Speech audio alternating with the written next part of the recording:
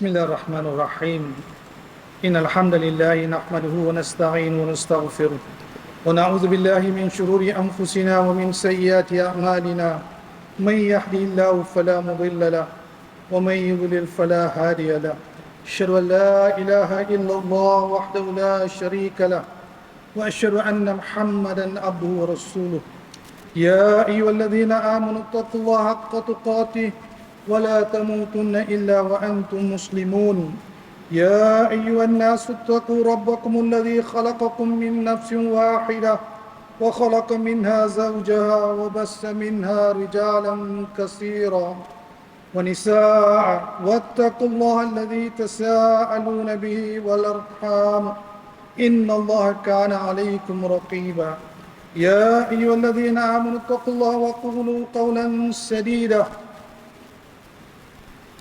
يصلح لكم أعمالكم ويغفر لكم ذنوبكم ومن يطع الله ورسوله فقد فاز فوزا عظيما أما بعد Muslimin muslimat yang dirahmati Allah Subhanahu wa taala.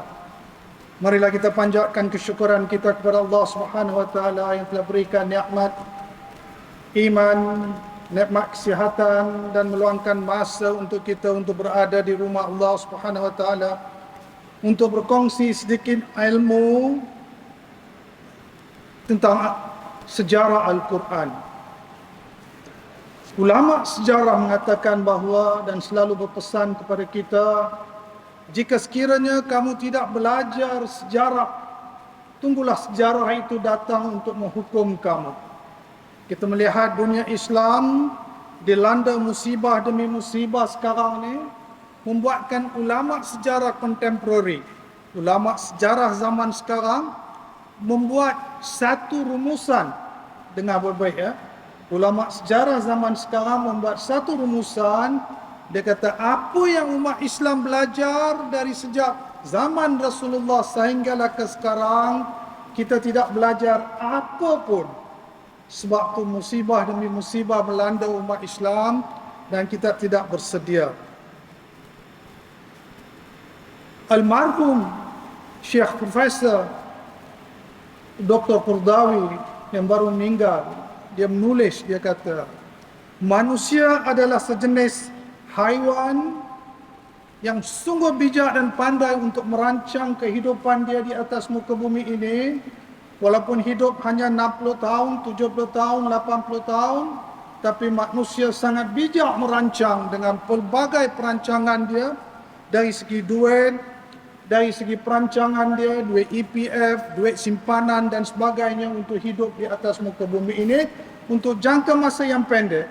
Tetapi manusia lupa untuk merancang untuk kehidupan dia dalam alam kubur, di mana alam kubur daripada zaman Rasul sallallahu alaihi wasallam sampai ke sekarang sudah melebihi 1500 tahun, dan mana tahu dia akan menjangkau sehingga 2000-3000 tahun. Maka apakah perancangan kita untuk berada di dalam alam kubur supaya selamat daripada sebarang keseksaan dan sebagainya?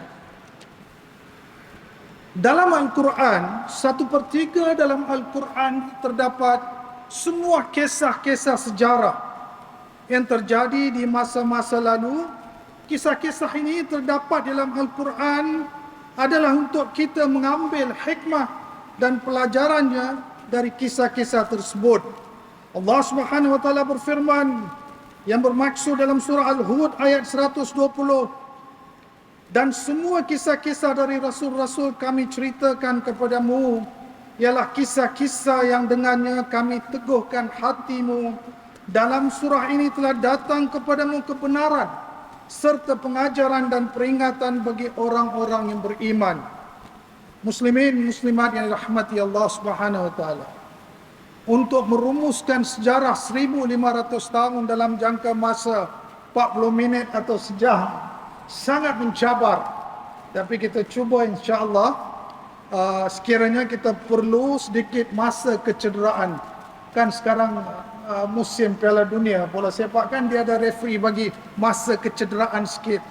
Jadi kita pun mohon izin kepada imam, tuan imam, untuk sekiranya kalau tak sempat nak habis, sedikit masa kecederaan, kita bagi laluan kepada syiar Islam untuk melaungkan azan, dan saya cuba habiskan secepat yang segera supaya kita boleh balik. Al-Quran bukanlah semata-mata cerita sebagai karya sejarah sahaja. Sebaliknya, kejadian bersejarah yang tercatat di Al-Quran dibentangkan untuk menyampaikan pengajaran, teguran dan seruan untuk memenuhi tujuan etika, rohani dan keagamaan, untuk menjadikan satu pelajaran dan satu peringatan yang wajib diambil daripada Al-Quran. Ia adalah kitab bukan saja untuk dibaca, tetapi untuk dipelajari, difahami dan akhirnya dihormati. Kita akan baca hadis-hadis yang akan menceritakan tentang bagaimana Al-Quran akan menjadi teman kita di dalam kubur. Bagaimana Al-Quran yang akan bagi syafaat kepada kita di mahsyar. Bagaimana teman yang sehebat sebegini, kita tak boleh menjadikannya teman, dan kita tak mau mendampingi dia di atas muka bumi ini, walaupun dia datang dengan percuma kepada kita. Al-Quran hanya diberikan kepada umat Nabi Muhammad sallallahu alaihi wasallam sahaja, dan tidak kepada umat-umat lain. Pada asasnya, banyak hadis-hadis yang menceritakan bahawa Al-Quran akan datang pada hari kiamat dengan pelbagai bentuk. Di antaranya yang diriwayatkan oleh Imam Muslim daripada Abu Umamah Al-Bahili bahawa Nabi sallallahu alaihi wasallam bersabda yang bermaksud, bacalah Al-Quran, sesungguhnya akan datang pada hari kiamat sebagai pemberi syafaat kepada pembacanya. Bacalah Al-Zahrawan, iaitu Al-Baqarah dan Ali Imran, kerana keduanya nanti datang pada hari kiamat seakan-akan awan atau cahaya matahari, ataupun seperti burung yang berbulu yang terbang mengelilingi pembacanya. Bacalah surah Al-Baqarah, kerana sesungguhnya membacanya ada berkat dan meninggalkan adalah penyesalan.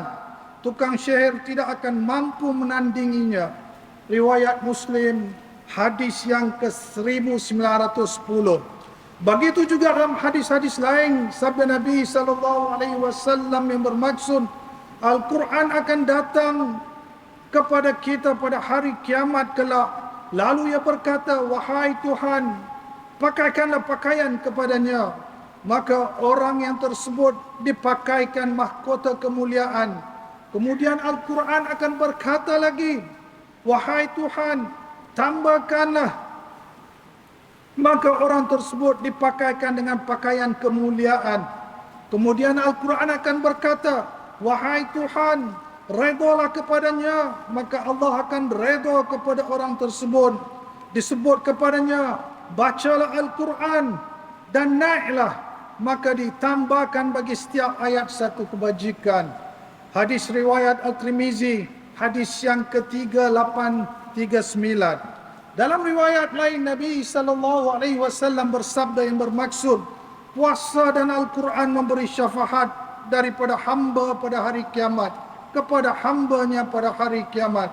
Puasa berkata, hai Tuhanku, aku menegahnya daripada makan dan syahwat pada siang hari, maka berilah syafaatku padanya. Al-Quran pula akan berkata, Tuhanku, aku tegahkannya daripada tidur malam, maka berilah syafaat kepadaku padanya. Kemudian kedua-duanya diberi syafaat.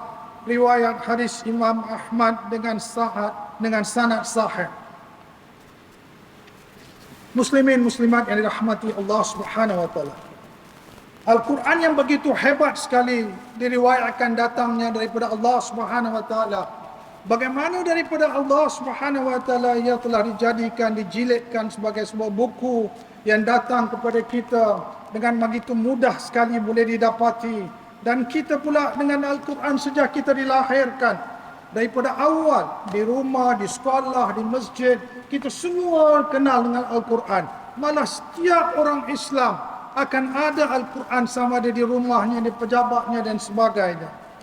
Tapi malangnya, betapa ramai yang kita berusaha untuk menjadikannya teman, untuk menemani kita dalam alam kubur. Al-Quran merupakan kitab yang diturunkan kepada Nabi Muhammad sallallahu alaihi wasallam dan ditulis dalam mushaf serta diriwayatkan kepada kita dengan tertib. Al-Quran juga merupakan pedoman untuk manusia di muka bumi ini bagi membuktikan kewujudan pencipta dan kerasulannya, yang mana ia mulai dengan surah Al-Fatihah dan diakhiri dengan surah Al-Nas, dan membacanya merupakan ibadah. Siapa yang bagi tahu kepada kita membacanya Al-Quran adalah ibadah? Kerana tomahan ini sejak daripada zaman Rasul sallallahu alaihi wasallam sehinggalah ke hari ini pelbagai pengajian sedang dilakukan terhadap Al-Quran. Di universiti di barat, setiap universiti yang utama mengadakan fakulti pengajian Islam. Universiti-universiti yang bukan Islam dan yang berbondong-bondong belajar tentang Al-Quran terdiri daripada orang-orang Yahudi, orang-orang Kristian dan juga orang-orang Islam. Ramai juga yang belajar dan kemudian mendapat hidayah dan terus menjadi Islam. Ada juga ramai yang belajar tentang Quran dan the sciences of the Quran semata-mata untuk mengkaji lemahan Quran, kelemahan Islam, dan untuk menjadikan musuh untuk mendapat bekalan untuk tomahan kepada Islam. Allah Subhanahu wa taala firman dalam Al-Quran, "Fata'ala Allahul malikul haqq wa la ta'jal bil Qur'ani min qabli an yuqda ilaika wahyu wa qur rabbi zidni ilma." Yang bermaksud Maha tinggi Allah yang menguasai seluruh alam, lagi yang benar pada segala-galanya. Dan janganlah engkau wahai Muhammad tergesa-gesa membaca Al-Quran sebelum selesai dibacakan oleh Jibril padamu, dan berdoalah dengan berkata, "Wahai Tuhanku, tambahilah ilmuku." Surah Taha ayat 114. Quran adalah wahyu daripada Allah Subhanahu wa taala untuk manusia di atas muka bumi ini. Dan Quran Allah mengantar kepada Lahul Mahfuz, di mana Quran terpelihara, dilengkapkan oleh Allah dan diturunkan kepada Baitul Izzah. Kemudian malaikat Jibril alaihissalam, menurut malaikat yang agung, membacanya Al-Quran itu kepada sekalian malaikat yang berada di Baitul Izzah. Kemudian Al-Quran diturunkan kepada Nabi Muhammad sallallahu alaihi wasallam dalam jangka masa lebih kurang 22 tahun. Ramai di kalangan musuh-musuh Islam sehingga ke hari ini menulis kata Quran adalah ciptaan Nabi sallallahu alaihi wasallam, dan mereka menuduh Nabi membelajar bab-bab Al-Quran ini daripada pedagang-pedagang yang datang daripada Assyria dulu, yang beragama Kristian Assyria, dan mengambilnya daripada mereka, mengubah suainya dan menjadikan Quran. Maka Allah Subhanahu wa taala berfirman, nazzala bihi ruhul amin.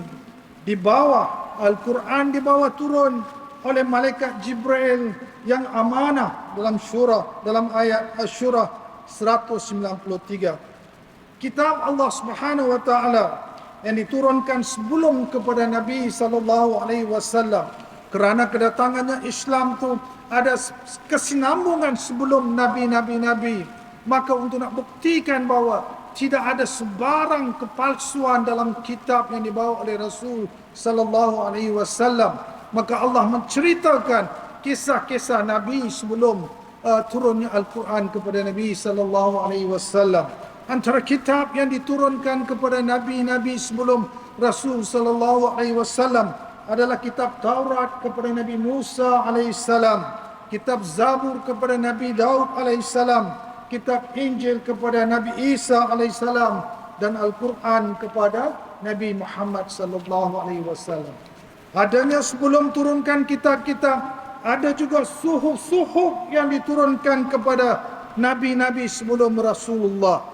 Antara suhuf yang diturunkan untuk kita mengetahui sebagai apa yang telah tercatat dalam Al-Quran adalah untuk Nabi Syed 50 suhuf, untuk Nabi Idris 30 suhuf, Untuk Nabi Ibrahim 10 suhuf, Nabi Musa 10 suhuf. Apa bukti Allah turunkan suhuf kepada Nabi sallallahu alaihi wasallam? Musuh Islam katakan ini sebagai dongeng sahaja yang direka oleh Nabi sallallahu alaihi wasallam. Firman Allah Subhanahu wa taala, "Inna hadza la fi suhufil ula, suhufi Ibrahim wa Musa." Di dalam Al-Quran disebutkan adanya suhuf sebagai bukti kepada musuh-musuh Islam ketika itu, di mana di surah Al-A'la ayat 18 dan 19 yang bermaksud sesungguhnya ini terdapat dalam kitab-kitab dahulu, iaitu suhuf-suhuf, kitab-kitab yang diturunkan kepada Nabi Ibrahim dan juga Nabi Musa. Sejarah secara ringkas perturunan semua kitab-kitab Allah. Suhuf Ibrahim diturunkan pada malam pertama bulan Ramadan. Taurat diturunkan setelah 6 hari dalam bulan Ramadan. Injil diturunkan 13 hari dalam Ramadan. Zabur diturunkan selepas 18 hari dalam bulan Ramadan. Dan Quran diturunkan selepas 14 hingga 16 hari dalam bulan Ramadan. Apa beza suhuf dan kitab? Suhuf adalah lembaran-lembaran yang ditulis, kerana zaman dulu bukan ada buku dan bukan ada teknologi untuk dijilidkan. Maka lembaran-lembaran yang ditulis, yang disimpan tanpa dijilidkan, ia dinamakan sebagai suhuf. Kitab adalah tulisan yang dijilidkan, dijadikan buku, seperti mana Quran yang ada sekarang ini. Maka itu bezanya suhuf dan juga Quran. Dalil-dalil tentang adanya kitab Allah Subhanahu wa taala. Saya baca firman yang bermaksud, dan kami telah turunkan kepadamu Al-Quran dengan membawa kebenaran, membenarkan apa yang sebelumnya, iaitu kitab-kitab yang diturunkan sebelumnya, dan batu hujan terhadap kitab-kitab yang lain itu. Maka putuskanlah perkara kepada mereka menurut apa yang Allah turunkan, dan janganlah engkau mengikuti hawa nafsu mereka dengan meninggalkan kebenaran yang telah datang kepadamu. Untuk tiap-tiap umat di antara kamu, kami berikan aturan dan jalan yang terang. Sekiranya Allah menghendaki, nescaya kamu dijadikan umat satu sahaja. Bermakna Allah kata kepada Nabi, jangan dijadikan sebagai kufar musyrikin yang engkar ataupun tolak daripada mempercaya adanya kitab-kitab dulu. Maka berlomba-lombalah berbuat kebajikan, hanya kepada Allah lah kembali kamu semuanya. Lalu beritahukannya kepadamu apa yang telah tertulis, apa yang perselisihan di antara kamu. Sejarah Al-Quran. Kita intro sedikit tentang kitab-kitab yang ada sebelum Nabi SAW, dan kitab dan juga suhuf yang diturunkan kepada umat dulu. Sekarang ni kita nak perkenalkan sejarah Al-Quran. Sejarah Al-Quran melalui 3 fasa. Fasa yang pertama, Allah telah siapkan Quran dan letaknya di Lahul Mahfuz. Fasa kedua, Allah telah menurunkan Quran kepada Baitul Izzah. Kemudian daripada Baitul Izzah barulah datangnya ke dunia. Terdapat beberapa pendapat ulama yang membincangkan sama ada Al-Quran turun sekaligus ataupun berperingkat-peringkat. Penurunan Al-Quran dari Allah Subhanahu wa taala ke Lahul Mahfuz. Penurunan Al-Quran ke Lahul Mahfuz berlaku dengan sekaligus, dengan bertujuan untuk membuktikan kekuasaan Allah Subhanahu wa taala. Para malaikat menyaksikan bahawa segala perkara yang ditentukan Allah Subhanahu wa taala di Lahul Mahfuz pasti akan berlaku seperti dalam firman-Nya, bal huwa Qur'anun Majid fi lauhin mahfuz. Ini buktinya firman Allah bahawa Quran sesudah disiapkan oleh Allah diturunkan kepada Lahul Mahfuz. Maksud ayat tadi, sebenarnya apa yang engkau sampaikan kepada mereka bukanlah syair atau sihir, bukanlah ya Al-Quran, bahkan ia adalah Al-Quran yang tertinggi kemuliaannya, lagi terpelihara dengan sebaik-baiknya pada Lauhul Mahfuz. Suratul Al-Buruj ayat 21 dan 22. Ibnu Katsir rahimallahu taala dalam tafsirnya mengatakan bahawa Quran yang tersimpan dalam Lauhul Mahfuz berada di tempat yang paling tertinggi dan terjaga daripada sebarang penambahan, pengurangan, penyelewengan dan penggantian. Ibnu Katsir mengutip riwayat dari Ibnu Jarir yang bersumberkan dari Anas bin Malik yang bermaksud Lauhul Mahfuz yang dijelaskan dalam surah atau ayat 21-22 surah Al-Buruj berada di kening malaikat Israfil. Riwayat lain dari Ibnu Hatim menukilkan perkataan dari Abu Al-Abbas yang bermaksud tidak sesuatu pun yang Allah telah tetapkan baik berupa Al-Quran yang sebelumnya dan sesudahnya melainkan berada di Lauhul Mahfuz, lembaran yang terpelihara, dan Lauhul Mahfuz ada di antara kedua mata malaikat Israfil dan tidak diizinkan bagi dia untuk melihat Lauhul Mahfuz.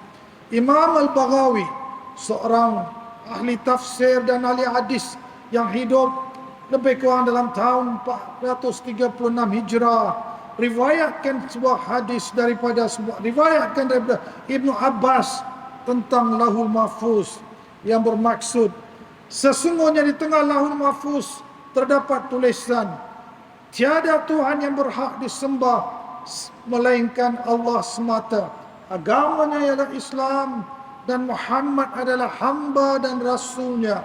Maka barang siapa beriman kepada Allah dan membenarkan janjinya serta mengikuti rasul-rasulnya, maka Allah akan memasukkannya ke dalam syurga. Ayat ini tertulis dalam Lauhul Mahfuz dan diberitahukan kepada kita dengan firman Allah lagi, bi'aidi safarah kutilal insanu ma akfarah. Di suratul Abasa ayat 15-6 yang bermaksud terpelihara di tangan malaikat yang menyalinnya Quran, disalin oleh tangan-tangan malaikat dari Lauhul Mahfuz yang mulia lagi berbakti. Penurunan Al-Quran daripada Lauhul Mahfuz ke Baitul Izzah di langit dunia. Di langit dunia dikatakan ada dua langit. Jangan tuan-tuan sekejap balik nanti cari teropong langit tengok di dunia. Ada apa di atas ya? Tak nampak kita. Di langit dunia ada dua langit. Yang pertama dinamakan sebagai Baitul Ma'mur.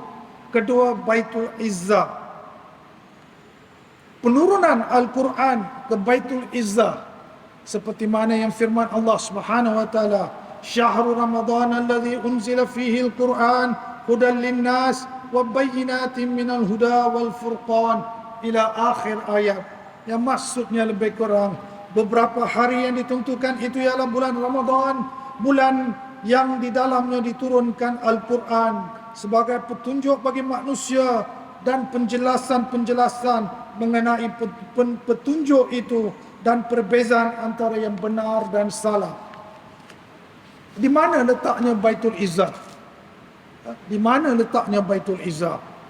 Baitul Izzah adalah tempat di langit dari riwayat Ibnu Abbas radhiyallahu anhuma yang bermaksud Al-Quran dipisahkan dari Az-Zikr, Lauhul Mahfuz, lalu diletakkan di Baitul Izzah di langit dunia. Kemudian Jibril menyampaikan kepada Nabi sallallahu alaihi wasallam hadis yang diriwayatkan oleh Hakim dalam Musdarak. Baitul Ma'mur. Baitul Ma'mur ini telah dipenjelaskan kita setiap kali kita mengada program Isra Mi'raj. Sudah tentu diceritakan tentang Baitul Ma'mur dan disebut dalam Quran, wal baitil ma'mur wasyaqafil marfu' wal bahril masjur. Demi Baitul Ma'mur, demi atap yang ditinggikan langit, demi laut yang di dalam tanahnya ada api. Baitul Ma'mur adalah tempat yang sangat mulia, berada di langit ketujuh, di mana para malaikat beribadat sebagaimana manusia beribadat di sekitar Kaabah. Ketika Nabi sallallahu alaihi wasallam menjalani peristiwa Isra Mi'raj, sampainya di langit ketujuh, baginda Nabi melihat Baitul Ma'mur. Dan peristiwa ini telah diriwayatkan oleh Nabi sallallahu alaihi wasallam yang bermaksud, kami mendatangi langit ketujuh, lalu aku mendatangi Nabi Ibrahim, aku memberi salam kepadanya dan beliau menyebut, selamat datang putraku Nabi. Lalu aku melihat Baitul Ma'mur. Aku pun bertanya kepada Jibril, ini adalah Baitul Ma'mur. Setiap hari tempat ini dikunjungi 70,000 malaikat untuk melakukan salat di sana. Setelah mereka keluar daripada Baitul Ma'mur, mereka tidak akan kembali balik ke Baitul Ma'mur. Hadis riwayat Imam Bukhari dan Muslim. Dalam hadis Bukhari, hadis nombor 3207, dan di Muslim hadis 162. Dari Baitul Izzah kepada Rasulullah, cerita Quran akan bermula daripada sini. Penurunan Al-Quran daripada Baitul Izzah kepada Rasulullah berlaku secara beransur-ansur. Malaikat Jibril menurunkannya beransur-ansur kepada Nabi sallallahu alaihi wasallam, seperti mana firman Allah dalam suratul Al-Furqan yang bermaksud, dan Al-Quran itu telah kami turunkan dengan beransur-ansur agar kamu membacanya perlahan-lahan kepada manusia, dan kami menurunkannya bahagian demi bahagian. Sabda Rasul sallallahu alaihi wasallam yang bermaksud Al-Quran diturunkan sekaligus oleh Allah Subhanahu wa taala ke langit dunia pada malam Lailatul Qadar. Kemudian yang diturunkan secara peringkat-peringkat dalam masa lebih kurang 20 tahun, 22 tahun. Hadis yang diriwayatkan oleh Ibnu Abbas. Al-Quran diturunkan kepada Rasulullah secara beransur-ansur selama 22 tahun lebih kurang di situ. Terdapat beberapa pendapat bagaimana Al-Quran diturunkan kepada Nabi sallallahu alaihi wasallam, dan ada cara-cara yang berbeza. Antara cara Nabi malaikat Jibril membawa wahyu kepada Nabi sallallahu alaihi wasallam, yang pertama adalah melalui mimpi. Rasulullah sallallahu alaihi wasallam mendapatkan wahyu melalui mimpi yang benar, yang mana malaikat Jibril akan memasukkan wahyu tersebut ke dalam dada baginda, hati baginda. Rasul sallallahu alaihi wasallam tidak merasa atau melihat apapun, tetapi hanya baginda merasakan wahyu tersebut berada di dalam hatinya. Seperti mana firman Allah Subhanahu wa taala dalam surah Asy-Syura ayat 51 yang bermaksud, dan tidak mungkin bagi seorang manusia bahawa Allah berkata-kata dengan dia kecuali dengan perantaraan wahyu, atau di belakang tabir, atau dengan mengutuskan seorang utusan malaikat, lalu diwahyukan kepadanya dengan seizinnya apa yang dikehendaki. Sesungguhnya dia maha tinggi lagi bijaksana. Berpandukan kepada ayat ni, kalau tuan-tuan dan puan-puan yang membaca sejarah Islam dan juga agama-agama lain, termasuk agama-agama sesat, semua orang yang menganjurkan agama sesat, dia akan pegang kepada hadis ni. Dia kata dia mimpi, datangnya wahyu daripada mimpi, berpegang kepada wahyu ini. Dan kedua, Rasul sallallahu alaihi wasallam menerima wahyu dengan bunyinya loceng. Rasulullah mendapatkan bunyi melalui bunyi loceng, yang mana bentuk wahyu ini Rasulullah menceritakan kepada kita adalah wahyu yang sangat berat ditanggung oleh Rasul sallallahu alaihi wasallam, sehingga Rasulullah badannya akan berpeluh-peluh pada ketika itu walaupun musimnya musim sejuk. Sabda Rasul sallallahu alaihi wasallam, apabila datangnya bunyi loceng, yang selepas bunyi loceng itu diikuti dengan wahyu. Kadang-kadang wahyu itu datang aku selepas loceng itu berbunyi.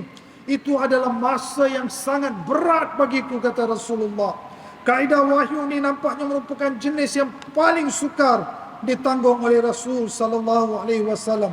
Sekiranya dia Rasulullah dilihat menunggang unta akan melihat unta selepas menerima wahyu itu akan terus terduduk, kerana terjadi begitu berat sekali badan Rasulullah untuk memikul berat Rasulullah. Unta itu akan terus berlutut.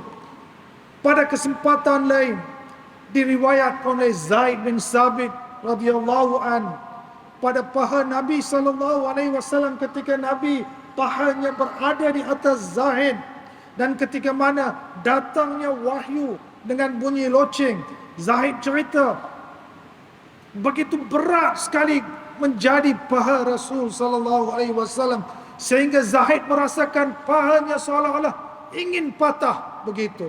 Dan Aisyah radhiyallahu anha juga melaporkan bahawa pada masa ini apabila wahyu datang dalam bentuk loceng, Nabi sallallahu alaihi wasallam berpeluh dan muka Nabi akan menjadi merah. Jadi dalam semua riwayat, bentuk wahyu yang datang dalam bentuk bunyi loceng ini merupakan yang paling berat dan sukar untuk Nabi menanggungnya. Walau apapun beratnya, Nabi yang kasih dan sayang kepada umatnya menerima akan berat dan tanggungan itu, dan akhirnya menghafal juga wahyu itu. Ketika Rasulullah menerima wahyu daripada malaikat Jibril alaihissalam, telah dimelihatkan malaikat Jibril. Rasulullah melihat sifat dan wajah dan bentuk malaikat Jibril. Ada kala Jibril datang dengan membawa wahyu. Dalam surah Al-Quran, dalam surah An-Najm ayat 13 dan 14, firman Allah yang bermaksud, dan sesungguhnya Muhammad telah melihat Jibril dalam keadaan rupanya yang asli pada waktu lain di Sidratul Muntaha. Macam mana Rasul sallallahu alaihi wasallam tahu itu adalah Jibril? Kerana dalam peristiwa Isra Mi'raj, Rasulullah melihat bentuk asal malaikat Jibril. Abdullah bin Mas'ud radhiyallahu anhu meriwayatkan bahawa Nabi Muhammad sallallahu alaihi wasallam bersabda, apabila Nabi melihat malaikat Jibril, dia mempunyai 600 sayap. Wahyu juga dibawa oleh malaikat dalam bentuk seorang lelaki. Dan apabila Rasulullah dah menerima wahyu, keinginan Rasulullah begitu cinta dan sayang kepada Quran, keinginan Rasulullah untuk menyampaikan wahyu ini dengan segera kepada para sahabat, dengan ayat Quran itu yang betul-betul benar-benar memasuki jiwa Rasulullah. Ada kala Rasulullah cuba untuk menghabiskan wahyu lebih cepat daripada Jibril menghabiskan, kerana ayat Quran kebanyakannya berulang dan sebagainya. Maka Allah menurunkan ayat Quran ini untuk memberi teguran kepada Rasulullah. Apa yang Allah turunkan kepada Rasulullah dalam suratul Qiyamah ayat 16 dan 17, la tuharriku bihi lisanaka lita'jala bi, inna alaina jam'u wa qur'ana. Maksudnya, wahai Muhammad, janganlah engkau kerana hendak cepat menghafaz Quran yang diturunkan kepadamu, menggerakkan lidahmu membacanya sebelum selesai dibacakan kepada kamu. Sesungguhnya kamilah yang berkuasa mengumpulkan Al-Quran di dalam dadamu dan menetapkan bacaannya pada lidahmu. Nampak? Quran ini tidak pernah tersesat, tidak pernah tinggal walaupun satu huruf, kerana Allah sendiri yang mendidik dan menegur Rasul supaya walaupun Jibril alaihissalam yang membawa wahyu, supaya Rasulullah mendengarnya sehingga habisnya, barulah habis selesai membacanya. Hikmah pada masa itu mengapa Al-Quran diturunkan beransur-ansur. Al-Quran diturunkan beransur-ansur untuk meneguhkan hati Rasulullah yang selari dengan penyebaran dakwah Rasulullah ketika mana Rasulullah menjadi Nabi ketika itu, untuk menyebarkan dakwah. Karena ketika itu Nabi menghadapi pelbagai dakwaan dan ujian, kesabaran serta keteguhan hati baginda sallallahu alaihi wasallam. Justru itu perturunan Al-Quran secara beransur-ansur memberikan keteguhan hati Rasulullah untuk menghadapi suka duka dalam berdakwah, seperti firman Allah Subhanahu wa taala dalam suratul Hud ayat 120 yang bermaksud, dan semua kisah dari rasul-rasul kami ceritakan padamu ialah kisah-kisah yang dengannya kami teguhkan hatimu, dan dalam surah ini telah datang kepadamu kebenaran serta pengajaran dan peringatan bagi orang-orang yang beriman. Ayat Quran juga turun secara beransur-ansur oleh kerana ianya diturunkan selaras dengan peristiwa-peristiwa ketika itu. Adalah berlaras dengan peristiwa-peristiwa yang berlaku, kerana setiap peristiwa yang berlaku ketika mana awal Rasul menjadi Nabi dengan tomahan kuffar musyrikin di Mekah, maka ada kala Rasulullah tidak mendapat menjawab semua tomahan dan pertanyaan daripada orang-orang Mekah ketika itu. Jadi setiap kali ada saja masalah di mana diperlukan penjelasan untuk mengatasi kekeliruan, maka panduan semasa itu, maka penerangan menjawab persoalan-soalan kaum musyrikin dan sebagainya. Oleh sebab itulah Al-Quran itu diturunkan berperingkat-peringkat, beransur-ansur kepada Nabi SAW. Ada juga tomahan bahawa Al-Quran itu ditulis bukan di zaman Nabi, para sahabat, dan siapa yang tulis kita tidak tahu dan sebagainya. Tapi jawapan kepada semua tomahan ini adalah buktinya Al-Quran diturunkan berperingkat-peringkat kerana para sahabat mudah menghafaz dan mudah memahaminya. Penurunan Al-Quran itu juga pada peringkat awal dikatakan umat ketika itu sebagai umat ummiin yang tidak tahu baca dan menulis. Dari ramai para sahabat ataupun masyarakat Arab ketika itu memang kuat dengan penghafalannya, dengan bahasanya, maka penurunan Al-Quran cara peringkat itu memudahkan pengikut Islam dan para sahabat untuk menghafal dan memahaminya. Cabaran Rasulullah ketika mana awal menerima Al-Quran, sifat mukjizat Quran itu sangat hebat. Bahasa yang digunakan ketika itu di mana bahasa pra-Islam Arab ini, mereka begitu bangga dan bahasa. Mereka berperang bukan secara fizikal dengan pedang dan sebagainya, tetapi mereka berperang untuk menunjukkan kegagahan, keberanian, keunggulan mereka dengan menggunakan bahasa. Mereka percaya tidak ada bahasa lain yang akan turun untuk menandingi bahasa mereka. Maka ketika itulah kafir musyrikin mencabar Rasul sallallahu alaihi wasallam. Mereka mencabar mengapa Allah tidak menurunkan Al-Quran sekaligus kepada Nabi sallallahu alaihi wasallam. Maka turunnya bantuan daripada Allah Subhanahu wa taala. Allah berfirman, wa qala allazina kafaru laula nuzila alaihi al-Qur'anu jumlatan wahidah kadzalika nusabbitu bihi fuadak wa rattalnahu tartila. Dan juga Allah berfirman, wa Qur'anan faraqnahu litaqra'u 'alan nas 'ala muqsin wa nazzalnahu tanzila. Dua ayat Quran, satu daripada surah Al-Isra, satu daripada Al-Furqan, yang bermaksud, dan orang-orang kafir berkata, mengapa tidak diturunkan Al-Quran itu kepada Muhammad sekali sahaja? Al-Quran diturunkan dengan cara beransur-ansur itu kerana kami hendak menetapkan lidah dan hatimu dengannya, dan kami nyatakan bacaannya kepada kamu dengan teratur dan persatu.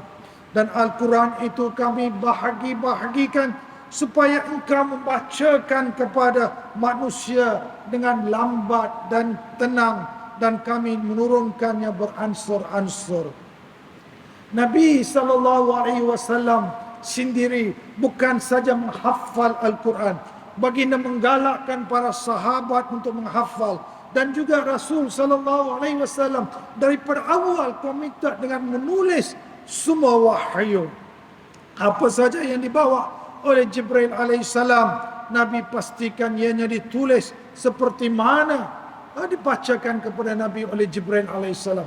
Malah untuk memastikan Quran itu berada dalam sifat keasliannya, supaya tidak ada apa yang tertinggal, Allah menentukan malaikat Jibril datang dalam bulan Ramadan, setiap bulan Ramadan, untuk tadarus Quran dengan Rasulullah, supaya untuk memastikan bahawa ulang kaji itu tidak ada sebarang ayat Quran yang tertinggal. Hatta pada tahun yang terakhir sebelum wafatnya Nabi SAW, diriwayatkan bahawa Nabi khatam 2 kali dengan malaikat Jibril alaihissalam. Antara para sahabat, walaupun dikatakan ramai ketika itu yang boleh menulis, hampir lebih kurang 40 orang, walaupun majoriti para sahabat ketika itu adalah di kalangan yang tidak boleh menulis, tapi yang menulis Al-Quran ketika itu adalah Abu Bakar, Umar Al-Khattab, Utsman bin Affan, Ali ibn Talib, Abu Musa Al-Ash'ari, Ubay bin Ka'ab, Abdullah bin Mas'ud, Zaid bin Sabit, Muawiyah ibni Abi Sufyan. Muslimin muslimat in rahmati Allah Subhanahu wa taala. Jika diizin Allah di masjid ni kita akan baca banyak sejarah. Ingat nama ini, Muawiyah ibni Abi Sufyan. Nama ini akan tercatat dalam sejarah dengan banyak kontroversi, tapi kita akan membetulkan siapa itu sebenarnya Muawiyah ibni Sufyan. Selepas itu ditulis oleh Abdullah ibn Abbas, Abu Al-Darda, Abu Hurairah dan Sanid bin Qais. Tetapi 2 sahabat yang unggul yang diriwayatkan sebagai penulis wahyu yang mahir dan yang tertinggi rankingnya adalah Zaid bin Sabit dan Ka'ab dan Ubay bin Ka'ab. 2 sahabat ini. Cerita Quran zaman semasa hayat Nabi SAW tamat ketika itu sahaja. Rasulullah wafat pada tahun 632 selepas hijrah ke Madinah. Selepas itu bermulalah zaman fitnah umat Islam. Maka selepas wafat Rasul SAW, Sayyidina Abu Bakar yang menjadi khalifah ketika itu menghadapi masalah yang sangat besar tentang Quran. Masa zaman Sayyidina Abu Bakar timbul nabi-nabi palsu, Musailamah al-Kazzab, dan juga orang-orang yang ingkar untuk membayar zakat dan sebagainya. Maka berlakulah peperangan yang pertama zaman Sayyidina Abu Bakar yang dinamakan sebagai peperangan Yamamah. Di dalam peperangan itu ramai para sahabat meninggal dunia, yang menjadikan Sayyidina Umar Al-Khattab risau. Seperti mana kita tahu dalam banyak riwayat, Umar Allah anugerahkan dia dengan begitu banyak deria, sampai nas Al-Quran, azan dan banyak benda dalam sejarah Islam datangnya dari Umar Al-Khattab.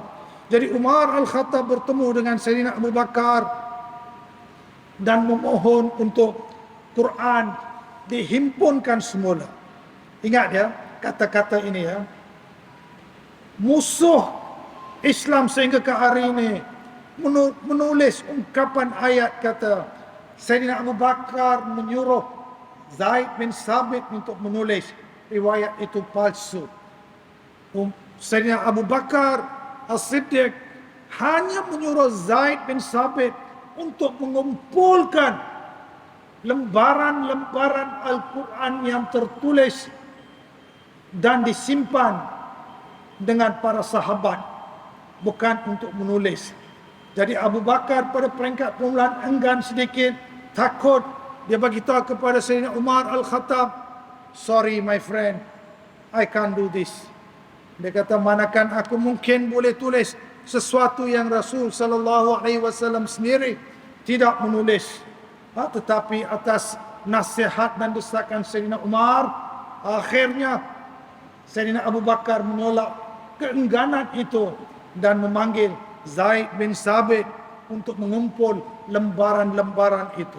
Zaid bin Sabit pada awal juga enggan untuk melakukannya sebagai penulis wahyu pribadi Rasulullah dan besar dengan Rasulullah. Tetapi akhirnya apabila dia mendengar akan kerisauan Sayyidina Umar Al-Khattab, dia pun akhirnya bersetuju untuk mengumpulkan lembaran-lembaran yang berada dengan para sahabat sekali. Banyak riwayat menyatakan bahawa Zaid adalah seorang pemuda yang bijak dan teliti, dan dia mencari semua lembaran-lembaran yang ada di kalangan para sahabat ketika itu. Quran ada diriwayatkan juga Zaid apabila dia mendapat himpunkan semua lembaran-lembaran itu, masih tertinggal 2 ayat terakhir dalam suratul At-Taubah atau Al-Bara. Walaupun Zaid dan kawan-kawan sahabat lain menghafal Al-Quran itu dan masih mengingat 2 ayat yang terakhir suratul Taubah, tapi Zaid enggan untuk nak letakkan itu di dalam surah At-Taubah selagi mana dia tak menjumpa bukti yang ayat itu tertulis di mana-mana lembaran. Akhirnya Huzaimah Al-Ansari membawa ayat itu dan akan sejuklah hati Zaid, dan akhirnya dikumpulkan Quran itu dan diberikan kepada Sayyidina Abu Bakar. Dan Quran itu setelah dihimpun dan setelah dihimpunkan, Zaid mengikatnya Quran itu dan menyerahkan kepada Sayyidina Abu Bakar untuk simpan. Dalam sebuah riwayat hadis ni yang diriwayatkan, dia kata Zaid pernah bercerita bahawa ketika mana Sayyidina Abu Bakar dan Umar suruhnya untuk mengumpulkan semua lembaran ini, dia kata tugas ini bagi dia. Kalau mereka menyuruh aku untuk berpindah atau mengubah satu gunung atau bukit di Madinah, dia kata itu lebih mudah bagi aku daripada tugasan yang berat untuk mengumpulkan Al-Quran. Inilah sifat para sahabat yang menghayati Quran, untuk begitu cinta dan takut untuk melakukan sebarang kesilapan Al-Quran.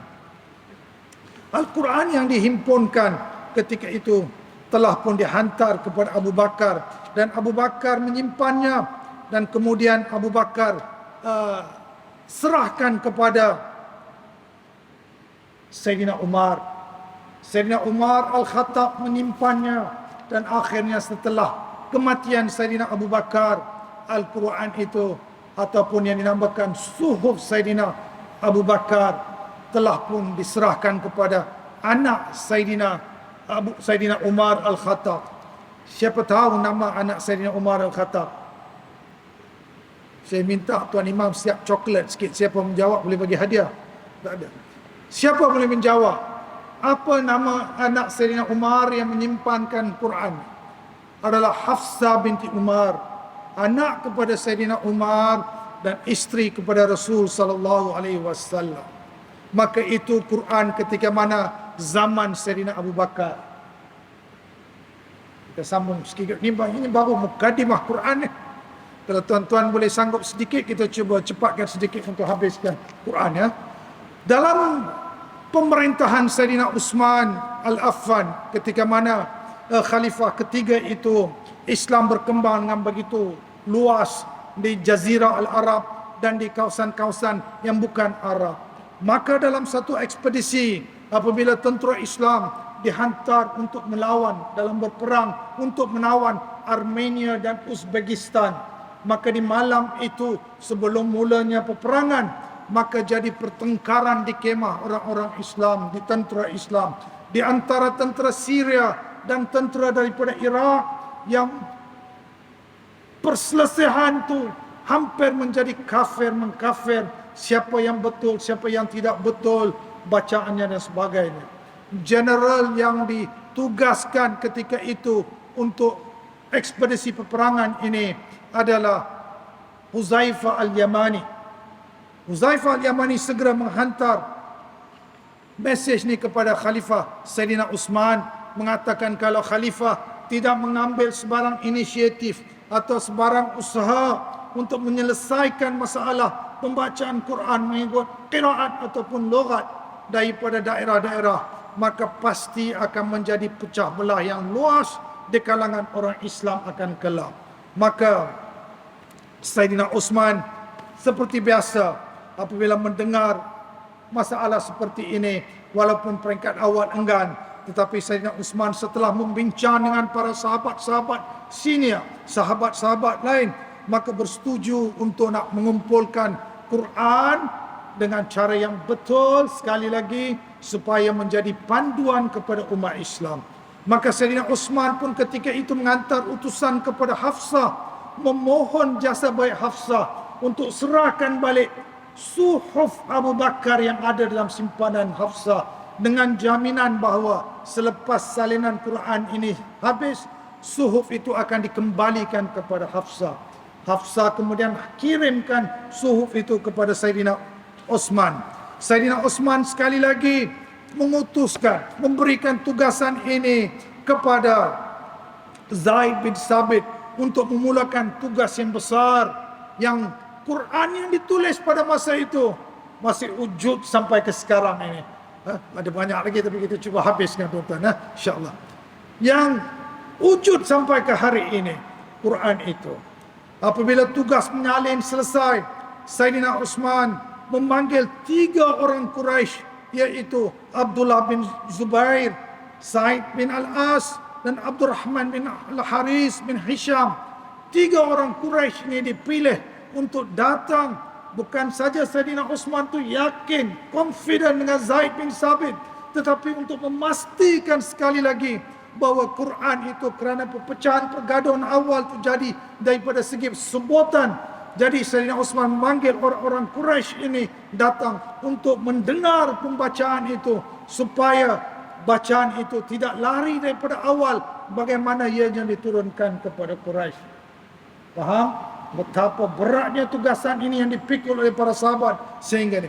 Selepas ditulis dengan sempurna, Saidina Osman sendiri sekali lagi dia meneliti Quran itu, membacanya secara pribadi, dan akhirnya untuk mengotakkan janjinya, dia menghantar suhuf itu kembali kepada Hafsah. Dan Saidina Osman telah membuat 9 salinan. Daripada 9 salinan ini, 2 masih ada sampai ke hari ini. 2 kita akan ceritakan. 1 dihantar kepada Mekah, 2 dihantar kepada Syria, 3 ke Basrah, 4 ke Kufah, ke Madinah. Saidina Osman mengantar 2 salinan. 1 kepada pemerintahan Islam ketika itu, dan 1 Saidina Osman menyimpan sebagai pribadi dia. Kemudian dihantar kepada Yaman, Bahrain dan Mesir.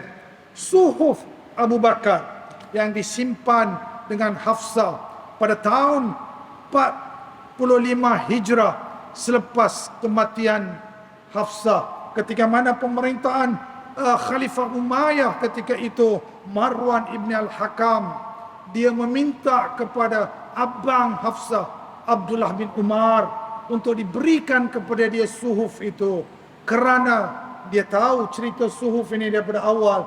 Dia ingin membakar suhuf itu. Riwayat menceritakan sama ada pada tahun itu Khalifah Marwan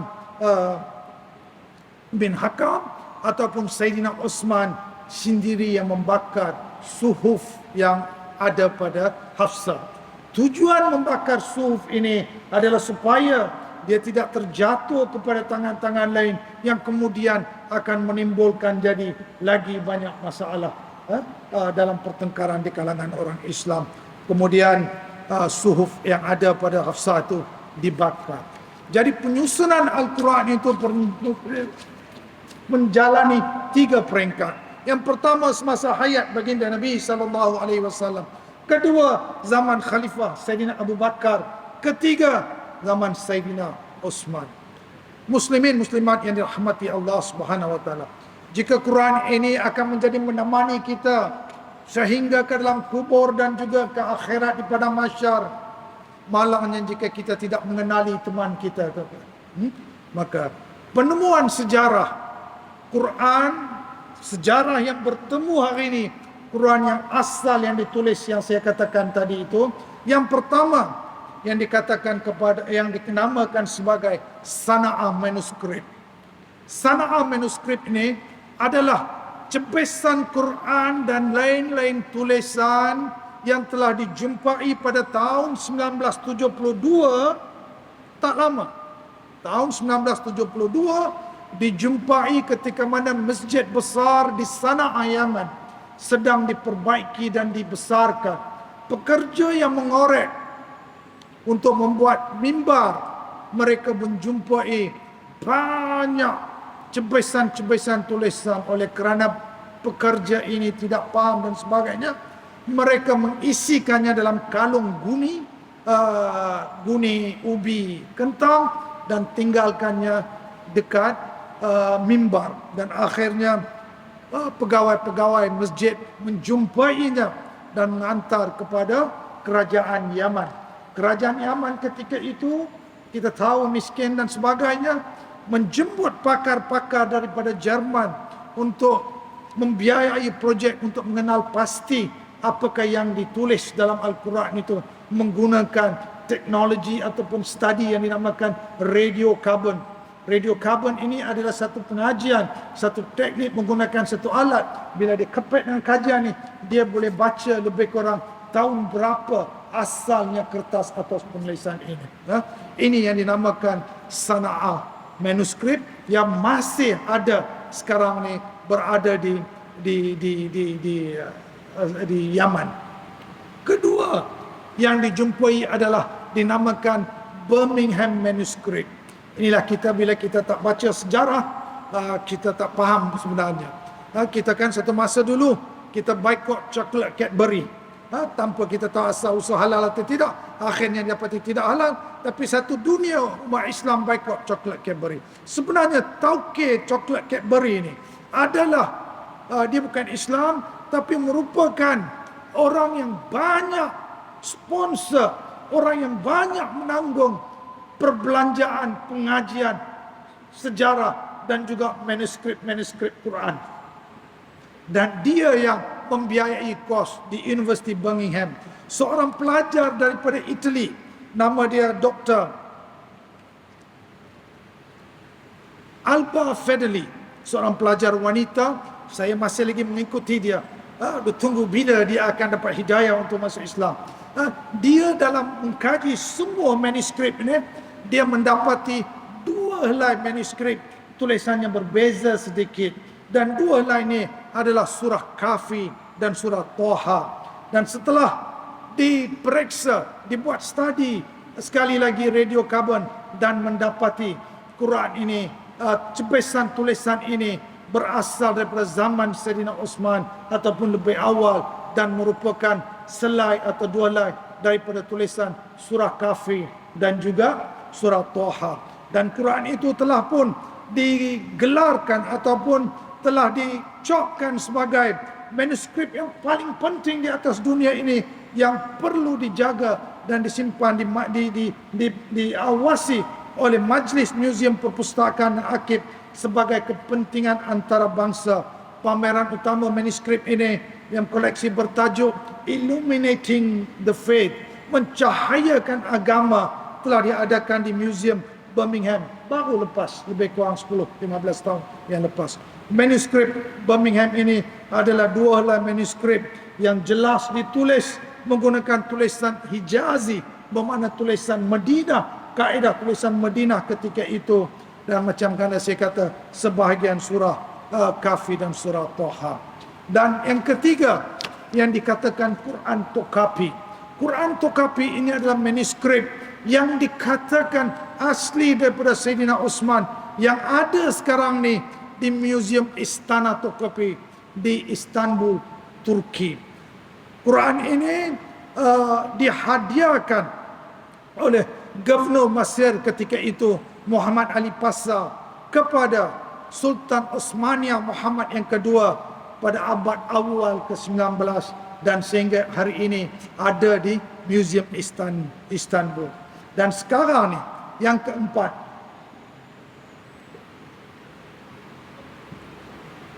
ini Quran yang keempat. Muslimat simpan sapu tangan sedikit jika menisik air mata. Quran ini Kadang-kadang saya baca sendiri pun jadi emosional sikit, terpaksa saya gunakan sapu tangan ya. Quran ini dinamakan Quran Samarkand, disimpan di perpustakaan dulu rumah saya punya.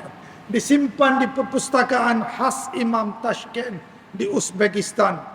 Juga dikenali sebagai Quran Sayyidina Uthman. Manuskrip Quran ini benar ditulis ke abad yang ke-8 atau 9, ditulis di wilayah Iraq dengan menggunakan kaedah modern Kufik. Quran ini bila ada perbezaan, dia kata Kufik adalah tulisan kaedah Kufah. Dalam bahasa Inggeris dia kata Kufik ya. Ataupun bergaya Hijazi, tulisan Medina, iaitu tulisan bahasa Arab pada masa itu. Diriwayatkan Quran ini adalah milik Khalifah Sayyidina Uthman, Quran yang ketiga, Khalifah yang ketiga, dan Quran ini yang disimpan oleh Khalifah sendiri.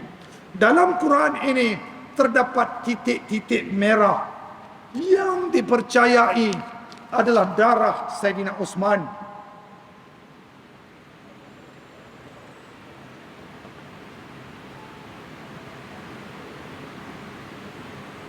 Ujian DNA dibuat oleh kerajaan Rusia pada ketika itu mengesahkan ini adalah darah manusia. Seperti mana yang kita tahu, pada malam yang Sayyidina Uthman dipancung kepalanya oleh pemberontak ketika itu, sebelum malam itu Sayyidina Uthman bermimpi dia berbuka puasa dengan Rasul sallallahu alaihi wasallam. Maka hari pembunuhan Sayyidina Uthman berpuasa, dan apabila di luar rumahnya bising dengan pemberontak, maka Sayyidina Uthman sudah hampir tahu nasibnya, dan dia duduk di biliknya dengan membaca Al-Quran, sehinggalah kepalanya dipisahkan daripada badannya, dan titisan darah itu ada dalam Al-Quran itu. Dan setelah meninggalnya Sayyidina Uthman, bila Sayyidina Ali menjadi khalifah, Sayyidina Ali pusat pemerintahannya adalah di Kufah, dan Sayyidina Ali membawa Quran ini kepada Kufah. Selepas beberapa tahun, maka revolusi di Rusia, kemudian kerajaan Rusia menghantarnya kepada perpustakaan nasional di Rusia. Tetapi atas desakan penduduk Islam di Tashkent dan juga UNESCO dia mengisytiharkan Quran ini tidak boleh dirosak, tidak boleh diambil, tidak boleh buat apa. Ini sebagai satu penemuan agung yang masih ada di atas muka bumi ini. Bagaimana Quran ini sampai kepada Uzbekistan di Tashkent? Bagaimana, tuan-tuan? Siapa boleh jawab? Saya hutang coklat satu. Bagaimana? Pada tahun 1258 terjadi nokta yang paling hitam dalam sejarah Islam dan tak boleh dilupakan sehinggalah kiamat. Kita insya-Allah ada luang masa, kita minta izin kepada Tuan Imam untuk bacakan sejarah itu sahaja. Pada tahun 1258, ketika mana kerajaan Bani Abbasiyah ketika itu, keunggulan Islam ketika itu merupakan cahaya kepada dunia. Barat, New York, Paris, London, semua tidak wujud. Baghdad ketika itu menjadi pusat yang sangat kegemilangan, sampai tercatat di sejarah bahasa Inggris ni, The Arabian Night, 1001 Night, 1001 malam, di mana orang putih daripada barat datang ke Baghdad untuk belajar membina tandas, belajar macam mana buat sabun, mandi dan sebagainya. Kerajaan yang sangat hebat ketika itu, dipandang begitu tinggi di dunia ketika itu, kerajaan Abbasiyah. Dan ketika itu isteri kepada Khalifah Harun al-Rashid, Siti Zubaidah, telah pun membina highway dan R&R yang kita tengok hari ini untuk jemaah haji untuk pergi kepada Mekah. Dan kerajaan yang hebat itu telah dimusnahkan dalam 2 minggu oleh Mongol. Hancur. Dikatakan Ibnu Katsir di dalam Al-Bidayah wa Nihayah menulis, begitu kejamnya Mongol, dia membunuh sehingga 250,000 hingga 1,000,000 orang Islam. Ibnu Katsir menulis kota Baghdad ketika itu tidak boleh dijalani, mayat bergelimpangan sehingga ke lutut.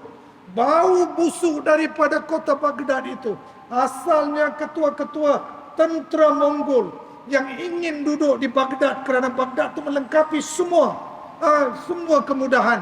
Mereka tidak tahan dengan bau yang ada, mereka tinggalkan kota itu. Sejarah yang hitam, maktabah yang ada di Baghdad ketika itu dengan kitab dan Quran yang berjumlah yang sejarawan tidak boleh rumuskan, semuanya dibakar atau dilontar ke dalam sungai Tigris untuk dijadikan jembatan untuk kuda mereka berlalu. Hasil daripada itu, sungai Tigris menjadi hitam daripada dakwanya untuk beberapa bulan lamanya. Sejarah hitam ini tidak boleh dilupakan kerana sejarawan menulis akibat daripada serangan ini maka hilangnya banyak khazanah ilmu Islam di situ. Maka akhirnya Mongol yang dinamakan Genghis Khan, Kublai Khan, mereka adalah satu bangsa yang tidak percaya kepada agama. Mereka cukup takut dengan Quran kerana mereka heran orang Islam dengan membaca Quran, baca saja boleh mengikutinya. Jadi dia takut Quran itu sihir.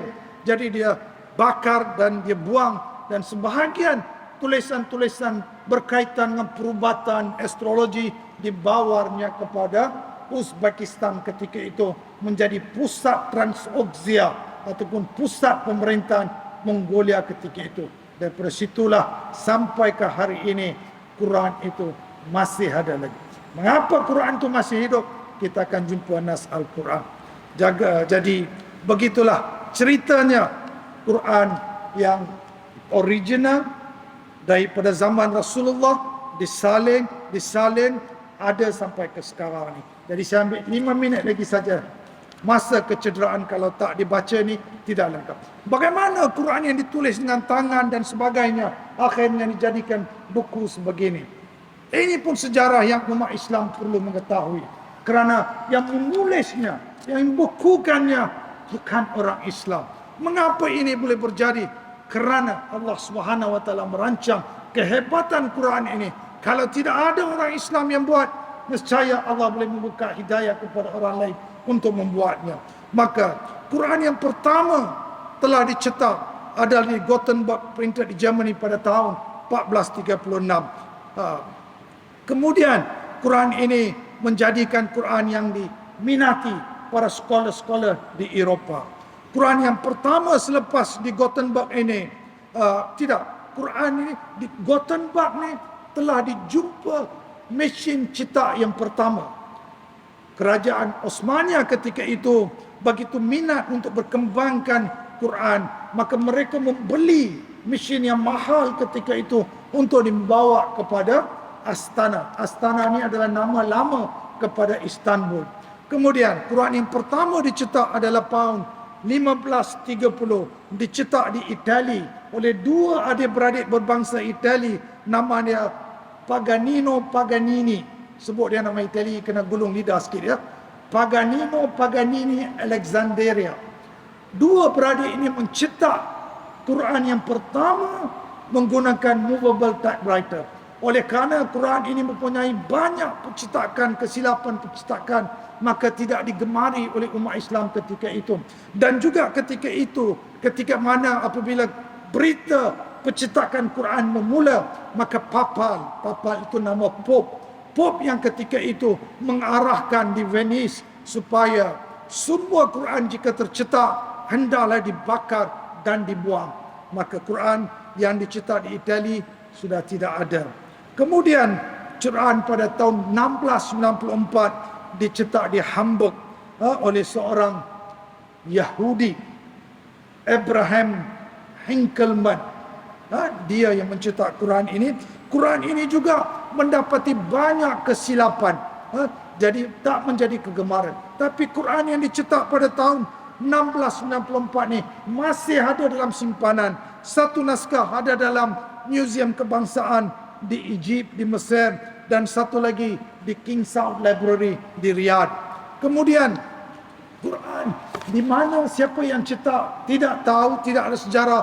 Ditemui di Rusia pada tahun 1987. Menggunakan Quran itu, umat Islam di Rusia ketika itu di bawah pengawasan Mullah Osman mencetak Quran yang pertama di Rusia. Kemudian Quran yang kedua dicetak di Kazan di Rusia, juga di tempat Tatarstan, ibu negeri Tatarstan.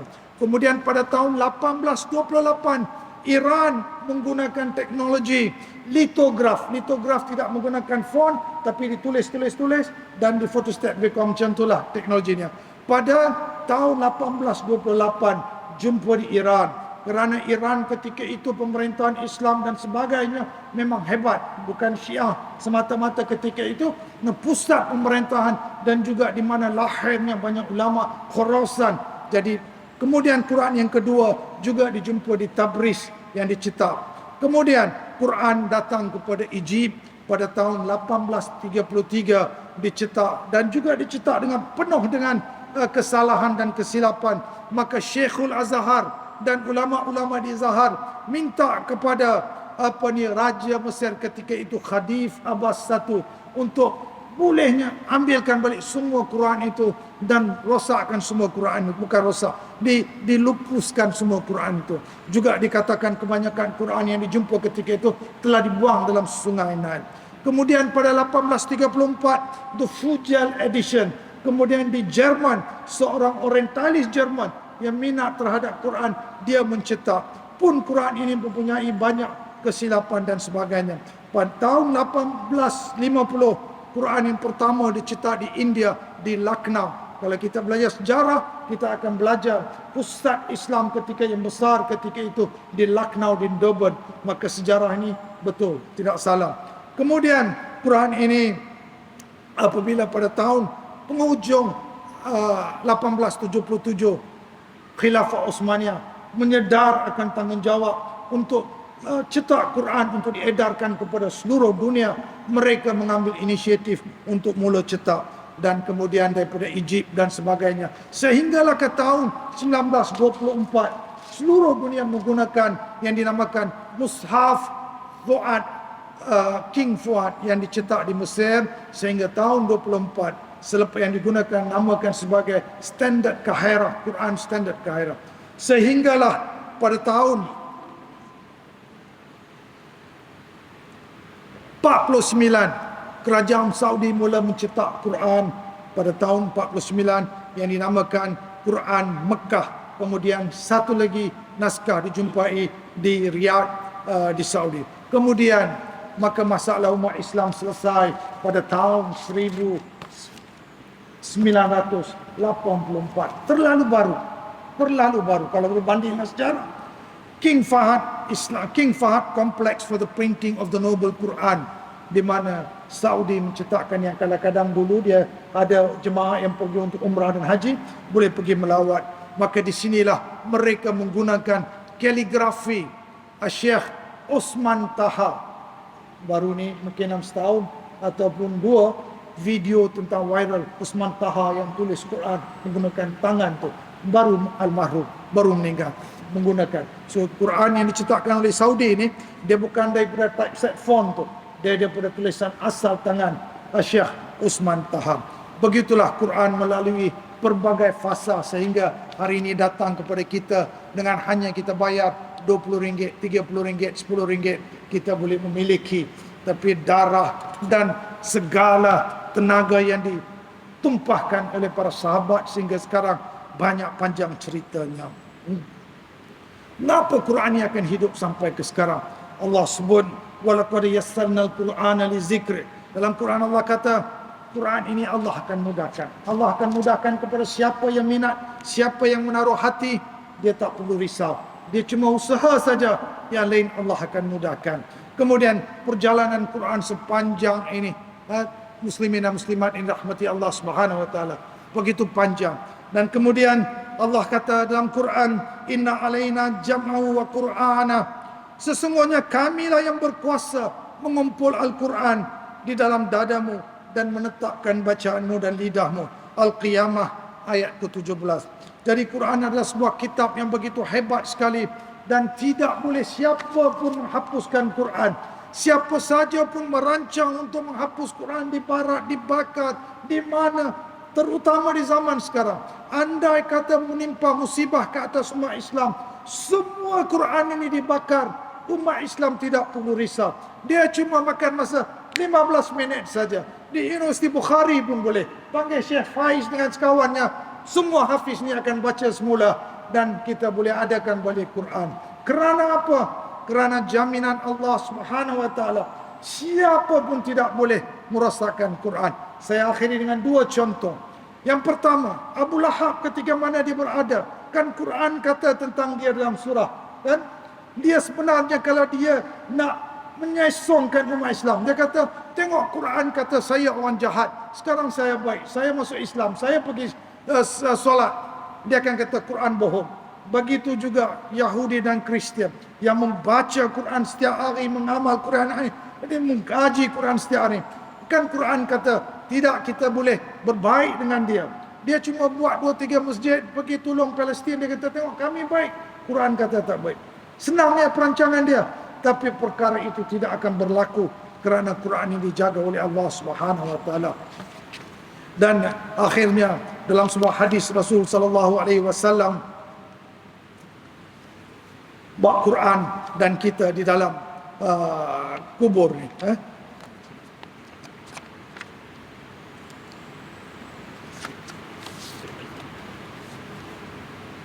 Di dalam, apabila kita berada di kubur, ringkaskan riwayatnya, setelah jenazah dikuburkan dan orang terakhir meninggalkan makamnya, datanglah malaikat Munkar dan Nankir untuk menanyakan beberapa soalan pertanyaan kepada jenazah. Maka jika juga berusaha untuk memisahkan, ada seorang di sebelah jenazah itu ketika mana proses jawab soal jawabnya. Orang yang mengikuti jenazah itu akan mengatakan bahawa jenazah adalah sahabat karib dan tidak akan meninggalkannya dalam keadaan apapun, dan tidak akan berpisah dengan jenazah sampai ia masuk syurga nanti. Lantas ditanya, siapakah kamu? Dia jawab, aku adalah Quran yang terkadang kamu membacanya dengan suara keras dan terkadang dengan suara perlahan. Jangan khawatir, setelah menghadapi pertanyaan Munkar dan Nankir ini, engkau tidak akan mengalami kesulitan. Dia adalah Quran yang selalu kita baca setiap hari dalam apapun kondisinya. Pendek kata tuan-tuan, kawan yang boleh mengikuti kita dalam kubur, tidak ada kawan. Kalau tuan-tuan ada duit 10 juta, 15 juta, 20 juta, 100 juta, minta izin dengan AJK Bukhari, kata kubur di situ, saya nak tempah satu untuk saya, satu untuk satu lagi kosong seperti kaum Cina buat, dan letak satu Quran di situ sampai kita mati. Tak boleh tuan-tuan. Quran ini adalah untuk kita menghayati, membacanya, mengikutinya sekadar yang kita mampu, supaya dia menemani kita sehinggalah kiamat nanti. Satu anugerah Allah Subhanahu wa taala hanya kepada umat Nabi Muhammad sallallahu alaihi wasallam. Tuan-tuan tidak perlu pergi jauh, tidak perlu naik kapal terbang, tidak perlu belanja duit banyak, tidak perlu buat apa, cuma simpan satu naskah di rumah, membacanya, amalnya apa yang kita mampu. Muslimin muslimat yang rahmati Allah Subhanahu wa taala, saya mohon maaf, saya akhiri di sini. Sejarah ni kalau kita pisahkan sambung, dia tak berapa seronok, tapi semoga kehadiran kita dan berada sedikit lewat dapat manfaat dan ganjaran daripada Allah Subhanahu wa taala.